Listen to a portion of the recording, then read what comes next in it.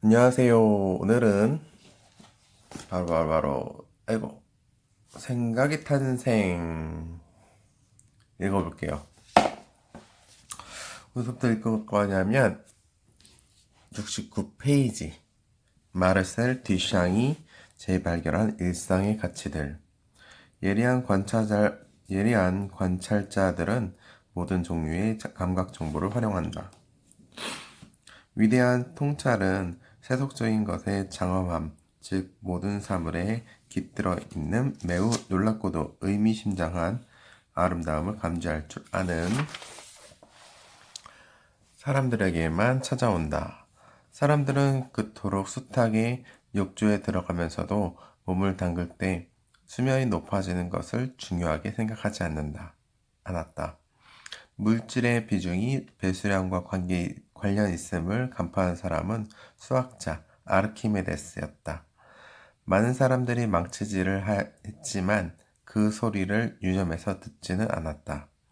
쇠 막대기건, 마림바의 나무 키건, 첼로의 현이건 간에 물체의 길이가 음의 높낮이와 관련이 있음을 맨 처음 알아낸 것은 대장장이의 망치질 소리를 주의 깊게 듣고 있던 피타고라스였다. 사람들은 수없이 하늘을 쳐다보았지만 하늘이 왜 파란지에 대해선 아무도 의문을 제기하지 않았다.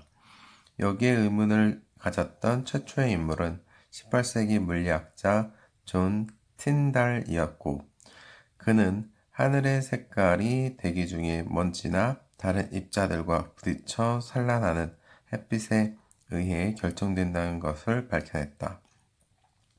그가 개발한 몇 가지 기술은 오늘날 우리가 대기 오염도와 물의 청정도를 측정하는 데 쓰이고 있다. 생화학자인 알베르트 스zen키 기오르기는 일상적인 관찰을 통해 비타민 C를 발견했다. 내가 색깔을 너무 좋아했기 때문에 그렇지 않았나 싶다. 나는 아직도 색깔을 좋아한다. 색깔은 나를 어린아이처럼 즐겁게 만든다. 나의 첫 번째 의문은 왜 바나나가 상하면 껍질이 갈색으로 변하는가였다. 그는 식물이 함유하고 있는 폴리페놀이라는 화합물이 산소와 작용하면 일종의 딱지인 갈색이나 검은색 물질을 만들어낸다는 것을 밝혀냈다. 이 발견을 통해 기오르기는 그 다음 단계의 사고를 할 수 있었다. 식물은 두 종류가 있다. 상하면 검게 변하는 것과 상해도 색의 변화가 일어나지 않는 것. 그렇다면 왜 상해도 색이 변하지 않는 식물이 있는가? 답은 그 식물 안에 당 같은 화합물인 비타민 C가 있기 때문이었다. 이런 식물이 지닌 비타민 C는 폴리페놀이 산소와 작용해서 산화하는 것을 막아주기 때문에 갈색이나 검은색의 보호 물질이 필요 없었다.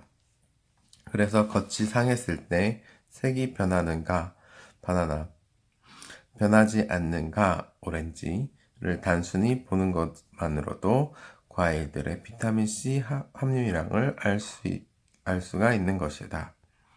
세속적인 것의 장엄함을 발견하는 일은 과학자에게만 국한되지 않는다. 현대 미술의 많은 영역에서 일상적인 현상의 가치를 재발견하는 일이 주목을 받고 있다. 스트라빈스키는 진정한 창조자는 가장 평범하고 비루한 것들에서도 주목할 만한 가치를 찾아낸다 라고 했다.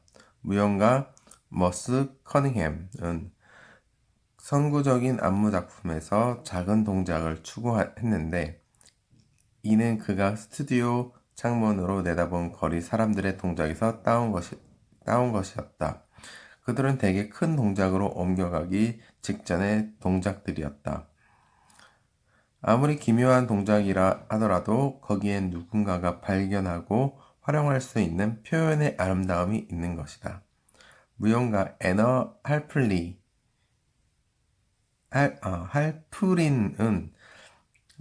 누구든 동작을 통해 의사 전달을 할 수 있는 사람은 무용수다라고 말했다. 마크 모리스는 일상의 동작, 예를 들어 껌을 씹거나 으쓱대며 걷거나 농구장에서 10대 소년들이 공을 다루는 동작을 이용해 춤을 만들어 왔다. 그는 우리의 모든 동작에 아름다움이 있고 모든 것에는 반드시 분명하지는 않아도 어떤 의미가 있다고 깨닫게 만든다. 이런 것들은 확실히 르네 마그리트가 그린 이제는 고전이 된 그림의 본질이기도 하다. 이미지의 반역은 파이프를 묘사한 그림인데 거기에는 이것은 파이프가 아니다 라고 적혀 있다. 이 명백한 모순은 파이프란 단어가 파이프 자체가 아닌 것처럼 파이프 그림 역시 파이프 자체가 아니라는 사실에 주목하게 된다. 수세기 동안 서구의 미술은 눈속임 사실주의의 실현을 목표로 삼아왔다. 그럼에도 불구하고 시각적 이미지는 단지 하나의 기호일 뿐 자연 그 자체는 아니다. 마르셜 디상의 기성품들은 눈을 치우는 삽이나 변기처럼 변형을 가하지 않은 오브제들인데 이는 보다 충격적인 미술의 재관찰이라 할 수 있다. 그가 찾아낸 오브제들은 관람객들을 향해 이렇게 말을 건다. 당신이 보고 있는 것들에 대해 생각해보라. 당신이 가장 생각을 하지 않는 것들에 대해 가장 많이 생각해보라. 많은 사람들은 뒷상의 오브제는 단지 수백 년 동안 발전되어 온 미술 기법에 대한 조롱일 뿐이라고 폄하한다. 그러나 듀샹은 이렇게 반박한다. 나는 그림이 다시 한번 사람의 마음에 봉사하도록 했을 뿐이다. 만일 생각을 조금만 달리 해본다면 그의 말뜻을 충분히 이해할 수 있을 것이다. 그 후 제스퍼 존스나 클래스 올덴버그 같은 많은 화가들이 우리에게 국기나 포크, 접시, 햄버거, 야구 방망이, 티백 얼룩 같은 것들을 주의 깊게 보라고 요구하고 있다. 일상품이 아닌 관찰 대상으로 관찰하는 것과 관찰한 것을 일정한 방식으로 표현하는 것은 마음이 하는 일이다. 만일 우리가 무엇을 주시해야 하는지 또 어떻게 주시해야 하는지를 알지 못한다면 우리는 주의력을 집중시킬 수 없다. 하버드 대학의 심리학 교수인 루돌프 아른하임은 1969년에 쓴 저서 시각적 사고에서 사고라고 부르는 인지작용은 지각 너머의 지각보다 상위에 있는 정신적 과정이 아니라 지각 자체를 이루는 본질적 요소다라고 적고 있다. 예를 들어보자. 하루는 우리 부부의 친구인 밥이 조깅하러 나가는 길에 운동화하면 딱 떠오르는 상표의 하얀색 운동화를 찾으려고 신발장을 뒤졌다. 신발장 안에는 정장용 검은 구두, 갈색 구두, 샌들, 슬리퍼, 파티용 구두 등 각종 신발이 다 있었지만 그가 찾는 운동화는 보이지 않았다. 분명히 그는 그 신발을 별 생각 없이 어딘가에 두었을 터였다. 그런데 어디에 두었더라? 다른 벽장과 침대, 소파 밑을 뒤지려고 하는 순간 해답이 떠올랐다. 그는 하얀색 신발을 찾았지만 막상 그 밑창은 검은색이었던 것이다. 운동화는 아까 그가 찾지 못한 신발장에서 즉시 발견되었다. 하얀색만을 찾는 마음에 그 신발은 미처 보지 못했던 것이다. 신발이 어떠한 모양이라고 미리 짐작한 그의 생각은 그의 관찰력에 영향을 끼쳤다. 객관적 관찰은 가능한 것이 아니다. 소설가 존 스타인백과 생물학자 에드워드 로리케치 멕시코의 코르테즈해에서 지낸 바다 생활에 대해 쓴 책을 보면 다음과 같은 구절이 나온다. 우리가 보고 기록하고 구축한 모든 것들은 모든 지식의 틀이 뒤틀리는 것처럼 우리가 보고 기록하고 구축한 모든 것들은 모든 지식의 틀이 뒤틀린 것처럼 왜곡되곤 한다. 첫째는 우리 시대와 종족의 집단적 압력과 시대적 흐름 때문이고, 둘째는 우리들 각자가 가진 개별적 성향 때문이다. 그들은 논픽션 책을 쓰면서도 거기서 자신들이 말하는 진실이란 소설을 쓸 때와 마찬가지로 선입견의 지배를 받고 있다는 점을 이해했다. 의심할 바 없이 독자가 읽고 있는 이 책의 경우도 마찬가지다.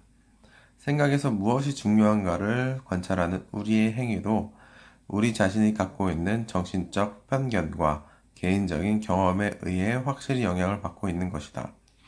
그래서 관찰은 생각의 한 형태이고 생각은 관찰의 한 형태이다. 결국 관찰 행위의 목적은 감각적 경험과 지적 의식을 가능한 한 가깝게 연결하는 데 있다. 조각가 베벌리 페퍼는 어떤 것을 그릴 수 있다고 해서 그리는 행위가 당신을 화가로 만들어주는 게 아니다. 예술은 당신 머릿속에 있는 것이고 그것은 당신이 어떻게 무엇을 생각하느냐의 문제다. 라고 말하고 있다. 이와 비슷하게 생화학자 센트 기오르기는 이렇게 말한다. 발견은 모든 사람들이 보는 것을 보고 아무도 생각하지 않는 것을 생각하는 것으로 이루어져 있다. 라고 말한다. 이처럼 관찰은 감각작용을 이해하는 일이다.